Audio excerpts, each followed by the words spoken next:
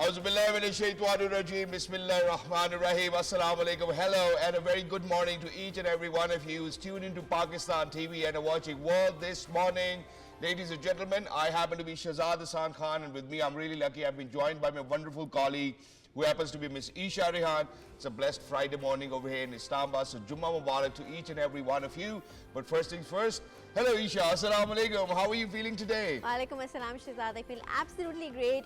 And you know, I was pondering upon this fact that this week has been so long. Why is it not ending?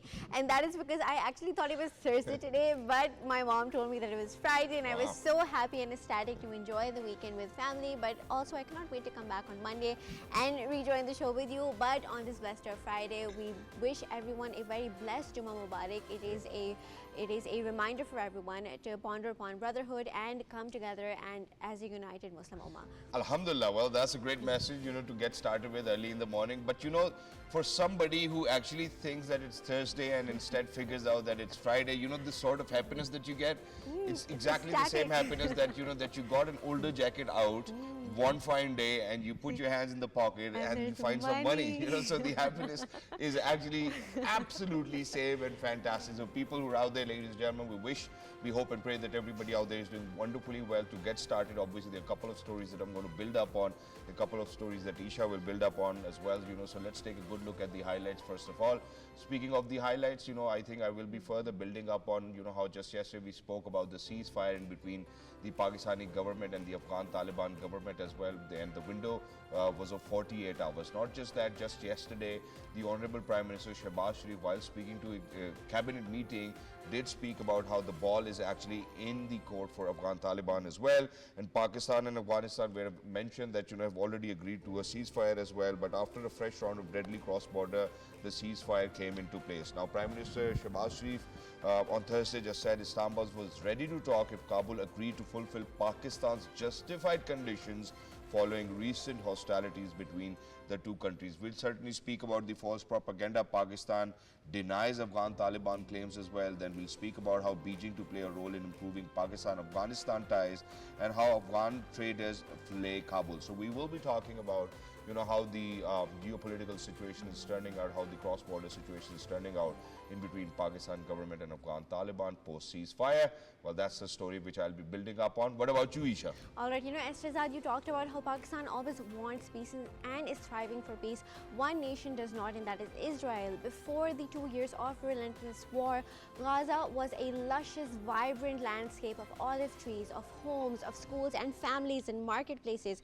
But now it lies in ruins. The United Nations-backed Integrated Food Security Phase classification has confirmed what the world feared. Gaza is in the grip of a man-made famine. Over 455 Palestinians, including 151 children, have already died of starvation. Even as bombs have stopped under a fragile ceasefire, hunger, displacement and disease continue to claim lives. Despite the global outage, the world is watching, and we hope that peace is restored in Gaza and food and aid reaches all the people that are waiting for it. Exactly, and we will certainly speak about how Israel unfortunately have taken or probably used famine as a tool of war, and how they've created a famine within Gaza. So we will in depth look at it as well. But in addition to this, just yesterday there was a day that we observed. Which day was it? It was World Food Day. Exactly. Now imagine that today, ladies and gentlemen, the day that we're going to speak about is the International Day of Eradication of Poverty. And if we are to speak about it, what we really need to kind of think about is that we sitting over here having access to all sorts of resources is something that we enjoy every single day. But this day aims to promote understanding and dialogue between people living in poverty, wider society. The day provides an opportunity to acknowledge the effort and struggle of people living in poverty, a chance for them to make their concerns heard, and a moment to recognize that poor people are the first ones to fight against poverty. So what can we do for them is something that we will be talking about. I think quite a lot of interesting stories within the program. Stay with us. We're heading out towards a short break. Don't go anywhere. We will be right back. Jummah Mubarak.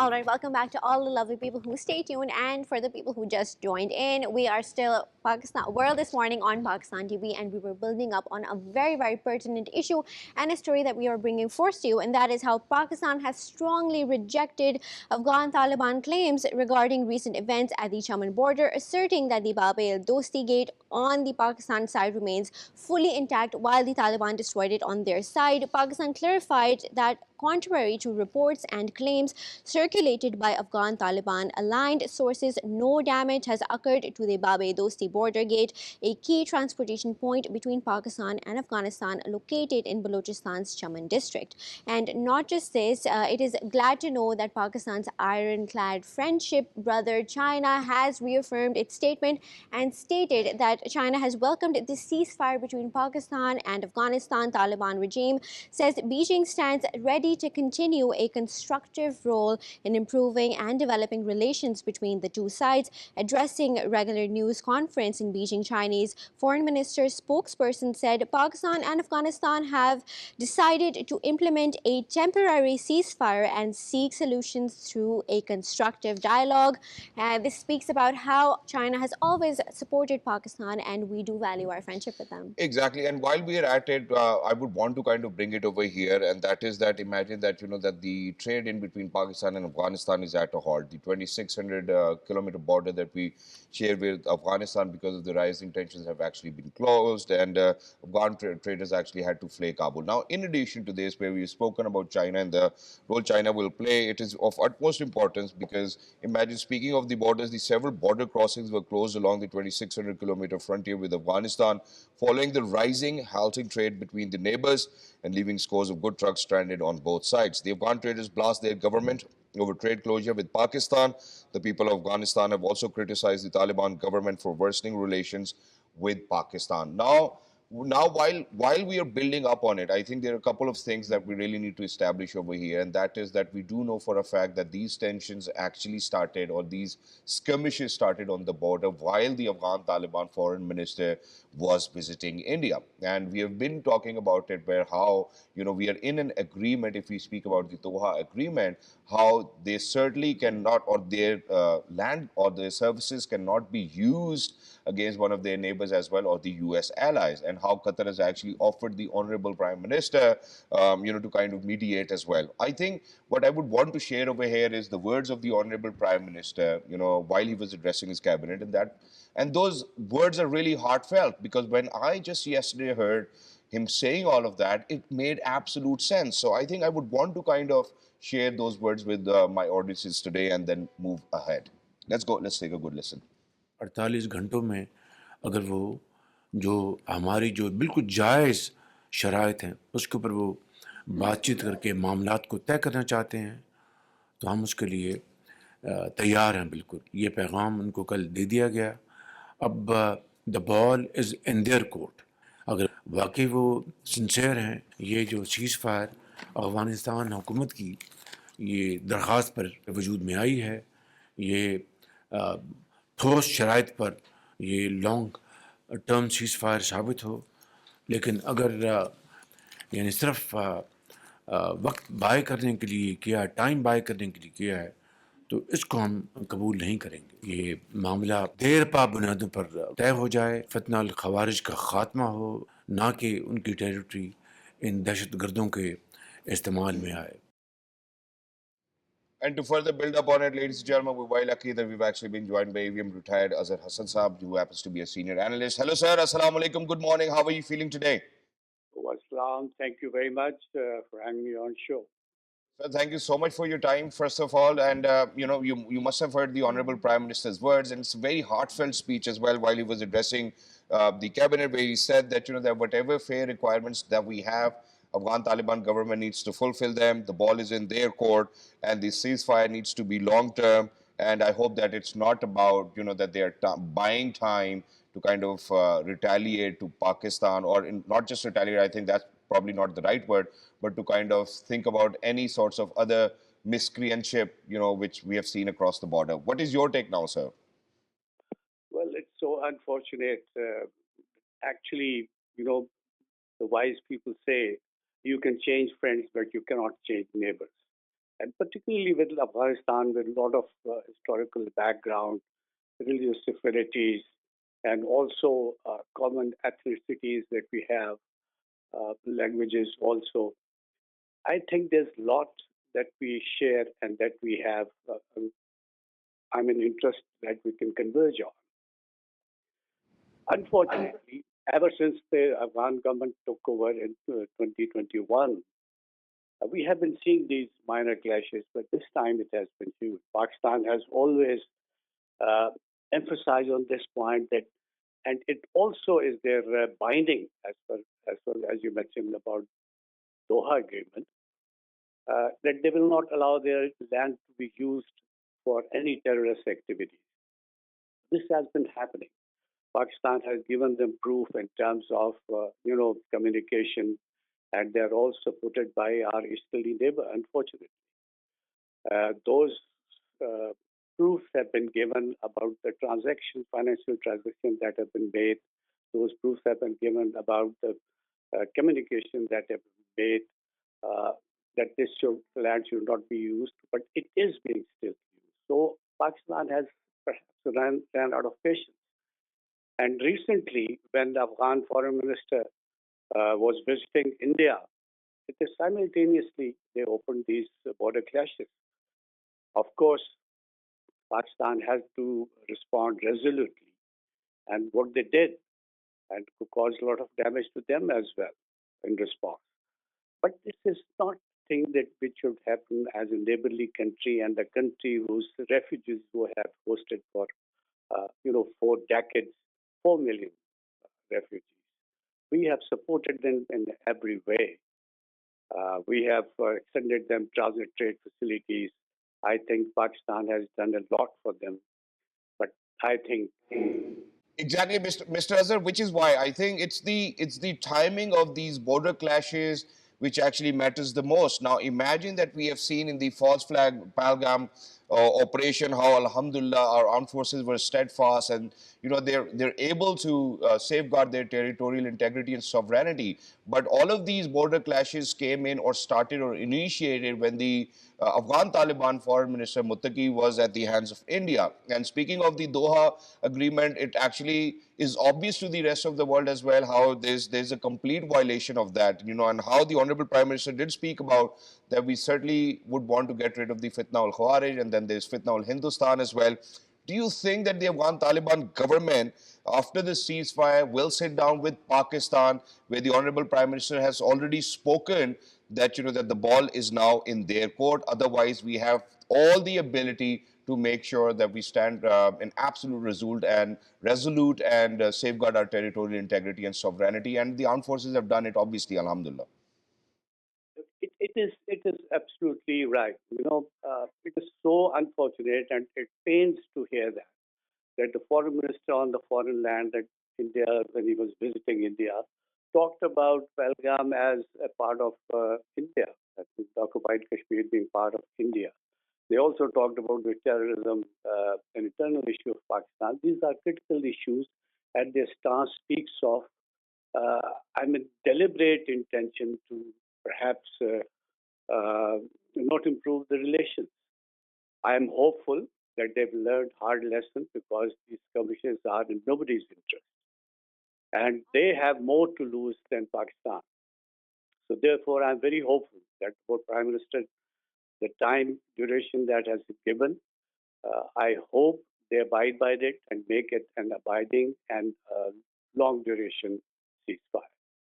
Exactly. All Thank right, you thank so you so much, much. Air Vice Marshal retired Azhar Hasan Saab, for being with us and to speak about it. We will, ladies and gentlemen, further build up on it as well. We are heading out towards a short break. Don't go anywhere, because, when we come back, that's exactly that I would want to now speak about. Imagine that, okay, post ceasefire, what is Pakistan government looking at? What sort of comments are coming in from the Afghan Taliban governments or their representatives? Because that's exactly something that needs to be talked about. The Honorable Prime Minister has mentioned that we hope that, that this ceasefire is not for the Afghan Taliban to buy time. Now, that's a very crucial point that I would want to kind of build upon. Don't go anywhere. We will be right back.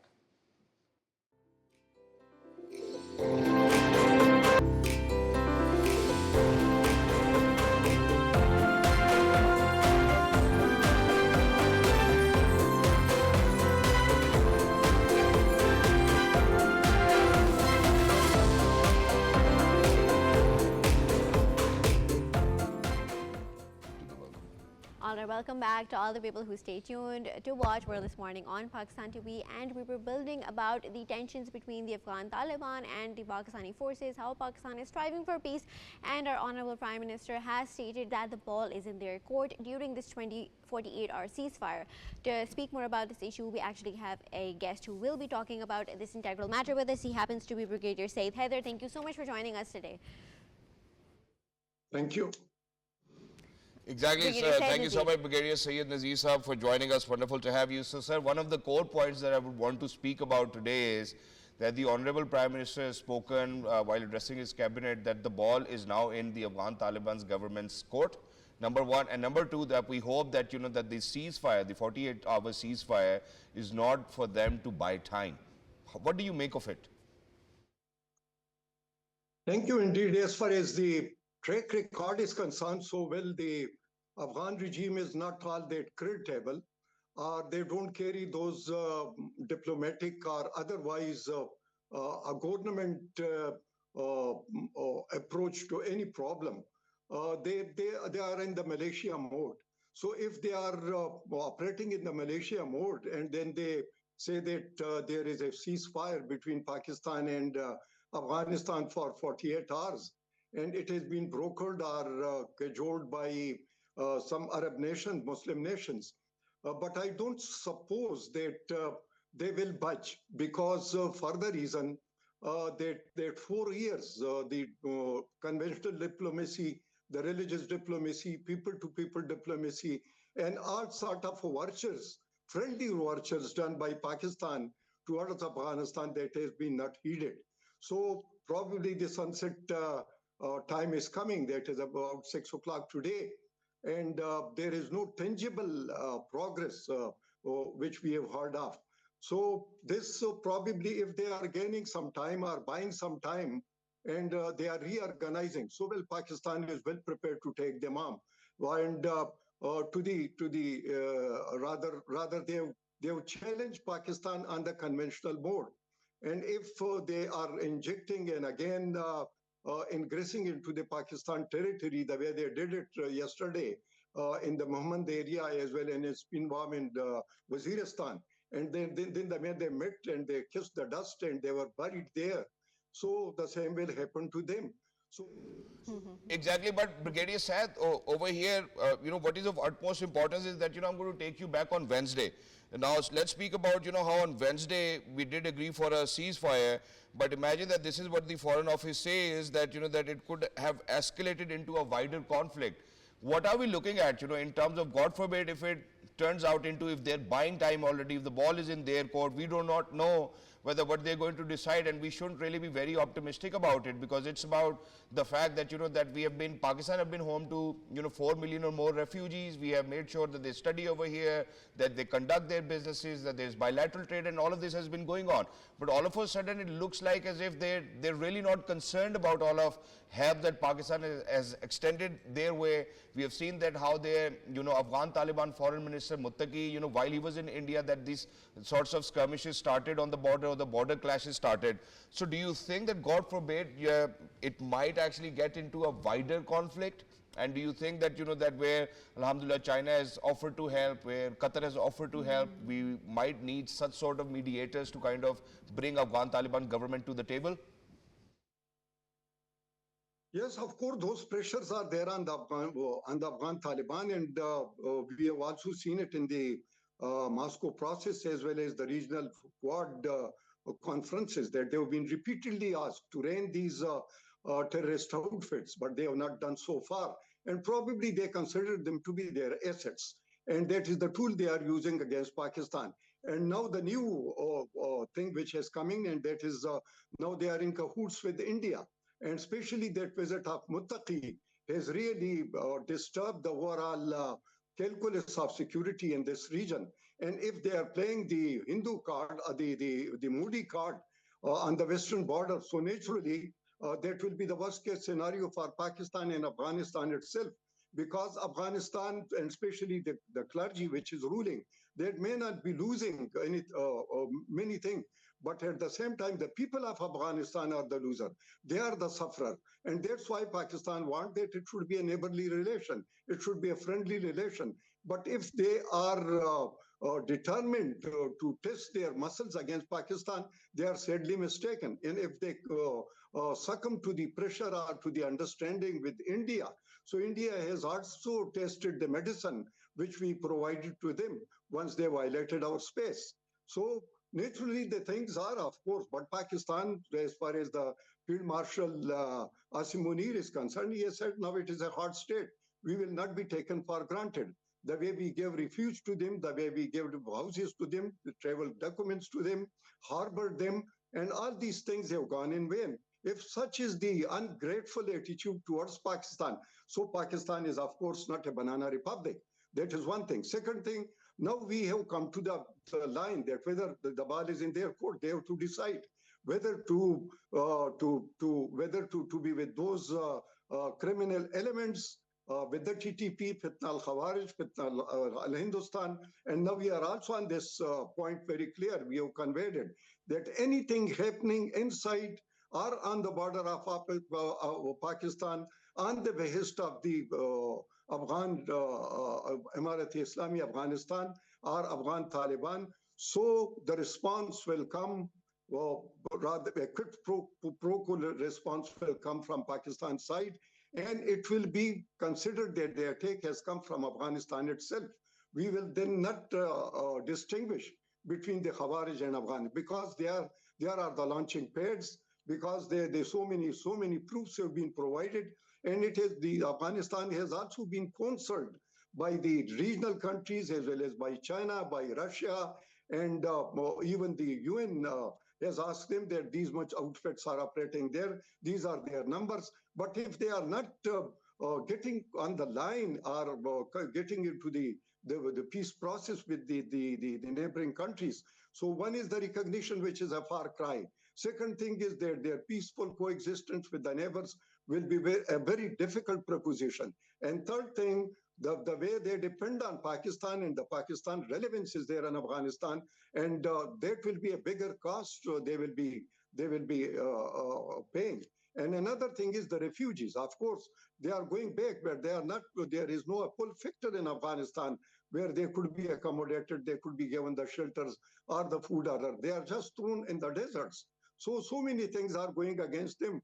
And probably their day is not far that the people will rise up. And already these things are simmering in Afghanistan, especially in their position and other things. So there are so many fault lines in Afghanistan itself, and especially Emirat Islami, for which they should take cognizance of. But unfortunately, if they are not taking and not coming to the line, or not behaving like a state or a government, so then the regime has to face the consequences. And it looks like as if these consequences are going to be inevitable for the Afghan Taliban government to face. But thank you so much, Brigadier Retired Syed Nazir Saab, for being with us. Lovely to be in conversation with you. Thank you so much for highlighting all those points as well, which the Afghan Taliban government really needs to consider.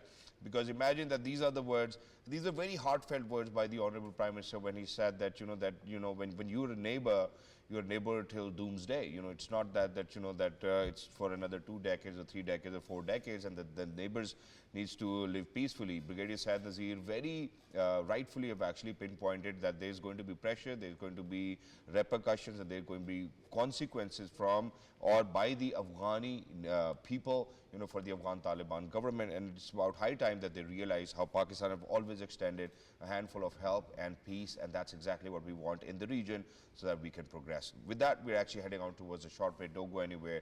We will be right back. We are World This Morning.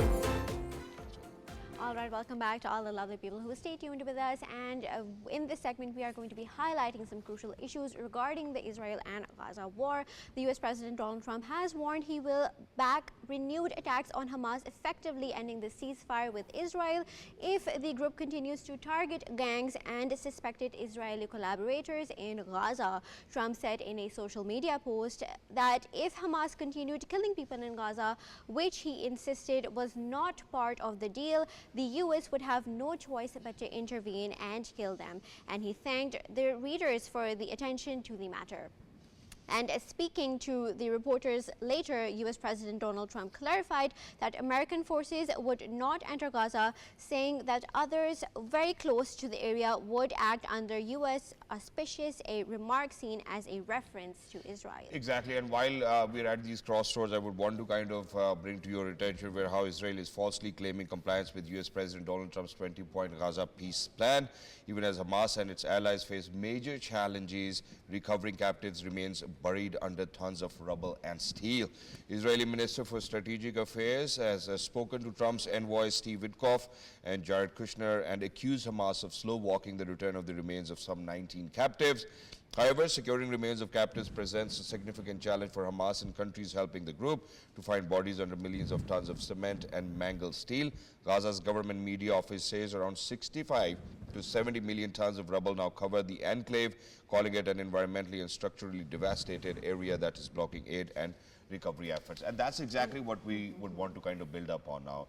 Imagine that the famine that we witness in Gaza for the people of Gaza, where they've been knocking doors and asking for a single piece of bread, something where the world really needs to kind of think about the kind of atrocity which is taking place. Now imagine that Israel, what they did was that it's a man-made famine that they have created for the people of Gaza. How did they do that? And what is the ground reality is something that we will be talking about. And to speak about it, we have been joined by a Palestinian journalist who has seen the forefront of this atrocious war. He happens to be Bakir Younas. Thank you so much for joining us today.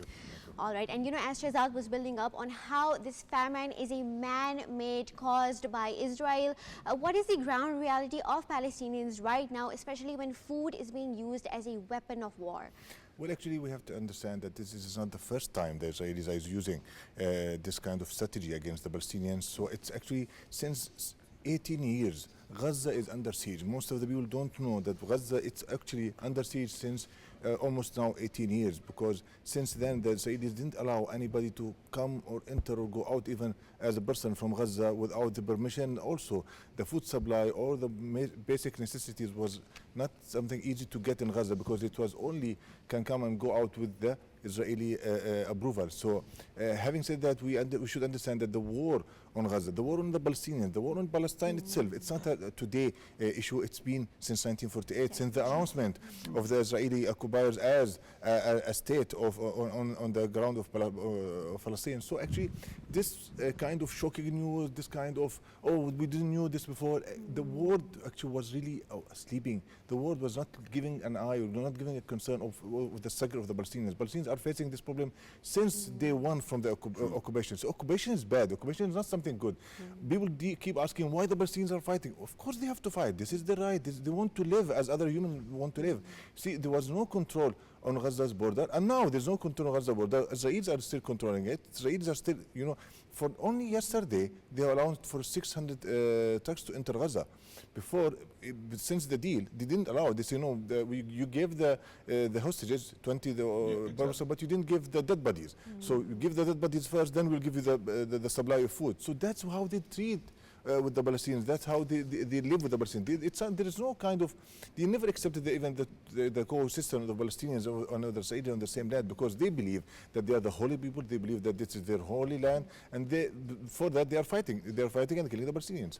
Exactly, and Bakir, where we're talking about it, you know, to kind of build upon how they've created a famine. You know, I'm going to share this report, you know, because it comes from the Integrated Food Security Phase Classification, IPC, which is a UN-backed expert panel that assesses, you know, that how it actually takes place. Because imagine that, you know, there's a particular threshold of how, you know, 1 million people really needs to be malnourished, and unfortunately, you know, so there's different criteria for that. Now imagine, how do you think that Israel has actually created this famine by making sure that they do not allow the aid to come in to Gaza. Now, in addition to this, if we have to speak about that, they are actually controlling what amount of food or aid actually gets into Gaza to establish that pressure so that the Gaza people, the Palestinians, have an outcry and that there's more pressure for them to kind of settle down for whatever has been given to them. You see, the Israelis actually have to control all the even the Rafah border is still under their control. But the Rafah border is still closed. They said on the first day that they will open the Rafah border for the supply of food, for the traveling. It's still closed. It's still under their control. There is no real application or implementation of the peace deal from the Israeli side.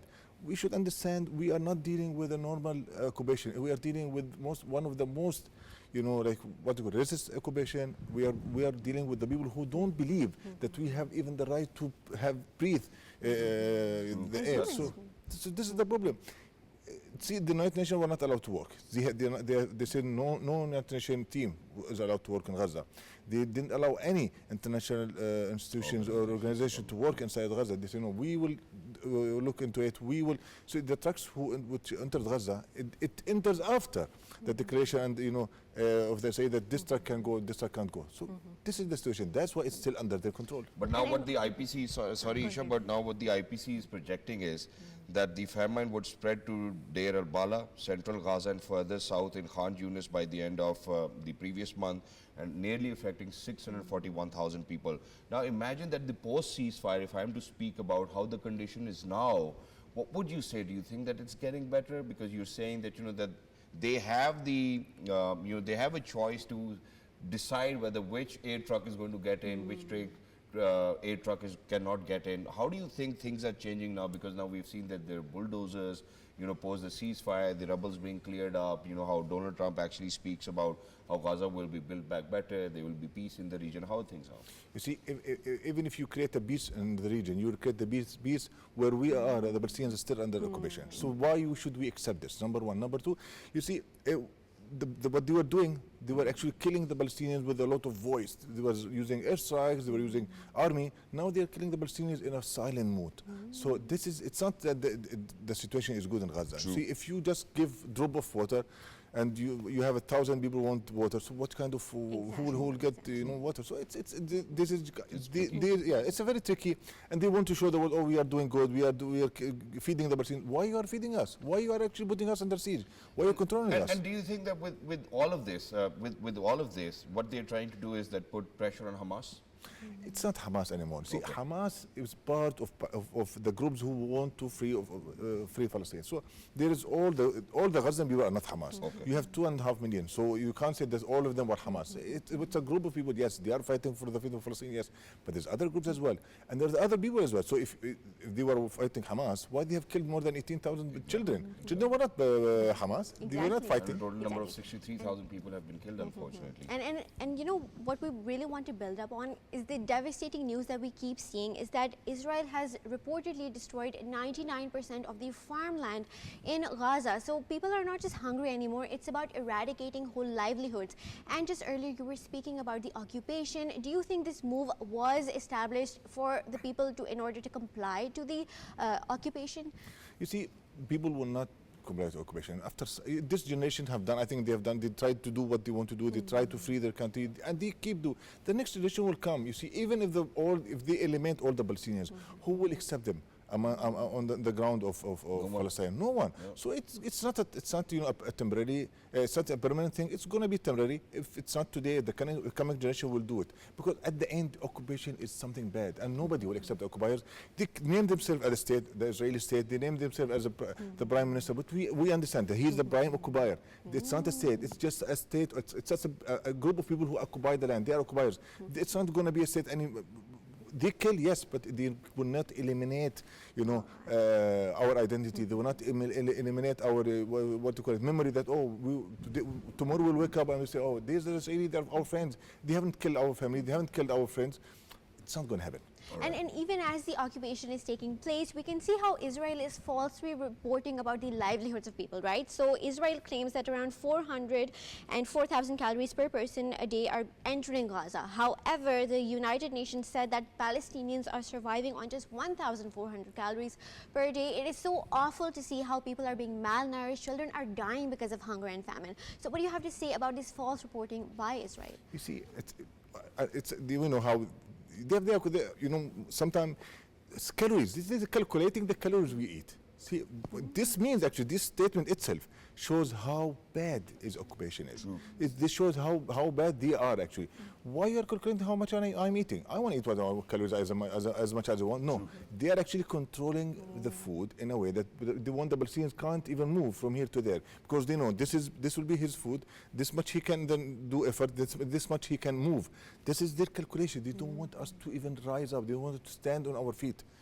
Exactly, which clearly indicates that, you know, how they're actually using famine as a war tool, which certainly is a violation of the human rights as well, not just that, you know, for all the United Nations charters which are out there. Very quickly, before we wrap it up, Bakir, we certainly, as Pakistanis, as Muslim brothers of Palestinians, brothers and sisters, hope and pray that, you know, the things do get well, and that, you know, that the aid reaches there in time, that the children could do well, they could go back to schools, and that their hospitals being rebuilt and the society living comes back to normal. What would you want to comment on the role that, you know, Pakistani leadership have played in mediating the ceasefire, which has now finally taken place after 2 years? Well, actually, Pakistan played a very vital role, you know, in making this peace deal, or at least stopping the Israelis from killing or genociding the Palestinians. So yes, of course, Palestinians do understand this very well, and we have also understand there's a lot of students from Palestine came to Pakistan and they're studying here in Pakistan. So yes, Pakistani people have did a lot, and we know how you know deep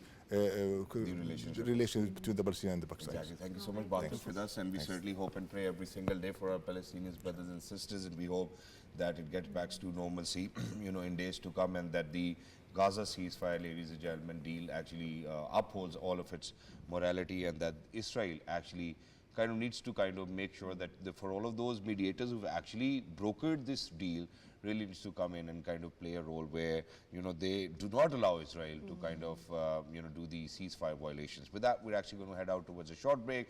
For all of those NGOs and, you know, organizations, if there's one thing that you could do, please make sure that, you know, that there's aid reaching well in time for the people of Gaza and the Palestinian people, so that the malnourishment actually kind of goes away from them. Well, that's something that we would want to see in future. Don't go anywhere. We will be right back. Good morning. Thank you so much.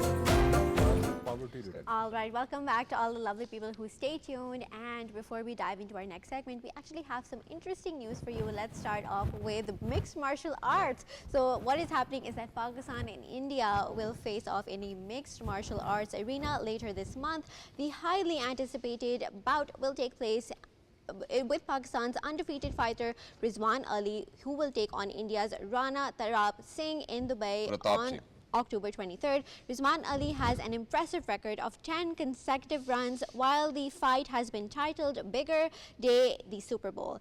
The event is expected to draw a wide attention from the MMA fans across both countries.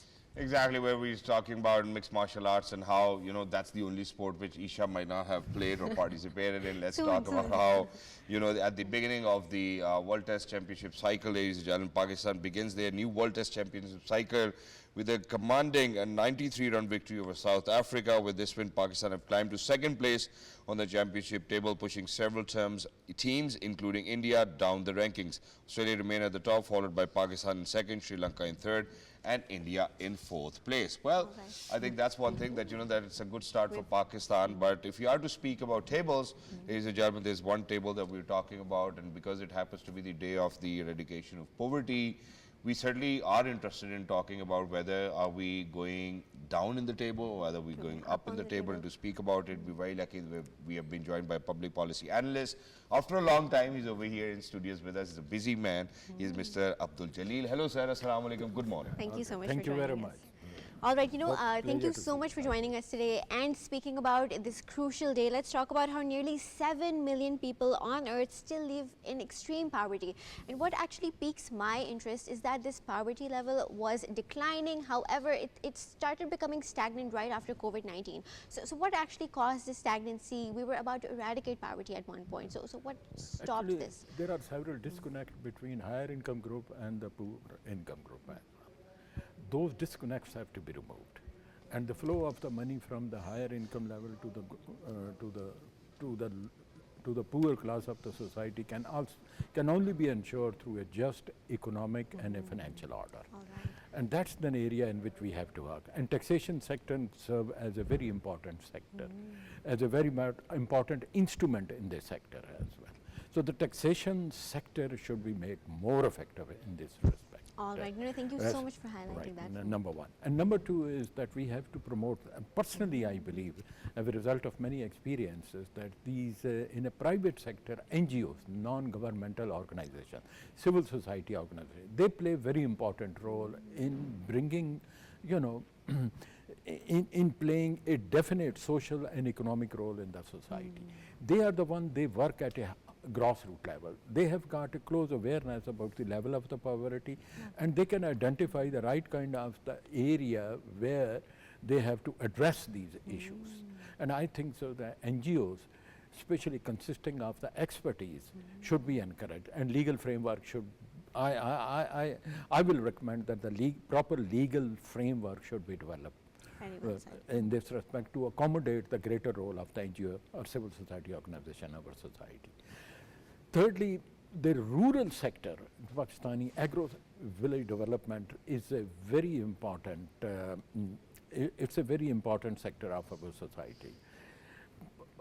The agriculture sector constitutes 22% of our GDP, and that is and it must be increased as well. And there is a lot of potential in it.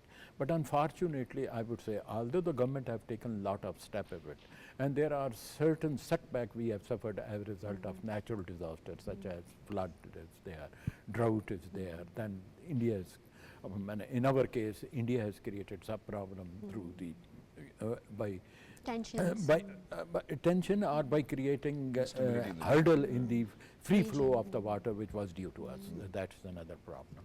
But the question is that way back in 2006, the government of Pakistan has produced a full-fledged formula for reduction of poverty under the title of Poverty Reduction Paper, in which they have recommended that the rural sector, number one, the rural sector needs special attention, special inspection of the investors. It should be investors, and the poor farmer, the low and the middle class farmer, what we have to see, there are a lot of, if you see the potential of the economic development or the potential of increased agriculture development through farming, through orchard development, that exists by and large with a huge degree. But unfortunately, it is not being addressed then. And it was decided that the farmer in the rural area should be provided financial protection through soft loans, number one. Then we have to bring revolution by a mechanized, through a mechanized system of agriculture. And mechanization of agriculture system was carried out, and even this government is quite committed to it. But still we have to go a far way long, because the agriculture produce given by our farmer, produced by our farmer, unfortunately cannot find its way in the domestic market and international market at right time. There are certain disconnects which have to be removed. In this respect, proper connectivity should be provided to the farmer with the domestic market and international market, for example. And the PRSP paper even recommended that we should set up a big warehousing system as well as a refrigeration system for example, where perishable goods are preserved. Definitely. And then they are flown out of the country. There are many countries, for example, who are earning a great foreign exchange, you know, through export of the flowers, through the exports of the agricultural goods. For example, Holland, every year they earn many billion of rupees only through the export of the flower, tulip flower, and etc. So we need to learn from these examples as well. Exactly, and which is why, sir, I think at this point of time, what we really need to kind of speak about is where you've certainly mentioned how it's a multi-dimensional facet if we speak about poverty. Now, number one is obviously, you know, lack of income. Number two is the capability to kind of live with dignity. I think that's one thing. How do you think? So, you know, that's where the private parties really need to kind of play a role as well, the NGOs that you've actually spoken about. So how do you think? First things first, you know, the lack of income? You know, I must say, poverty reduction issues were addressed by a leading Pakistani economist, late Dr. Mahbub al-Haq, who was a real authority on his subject. And he used to say that there is no dearth of resources, economic resources in Pakistan. For that purpose, he used to say it anywhere in the world. Unfortunately, the disconnect exists between the people and the resources.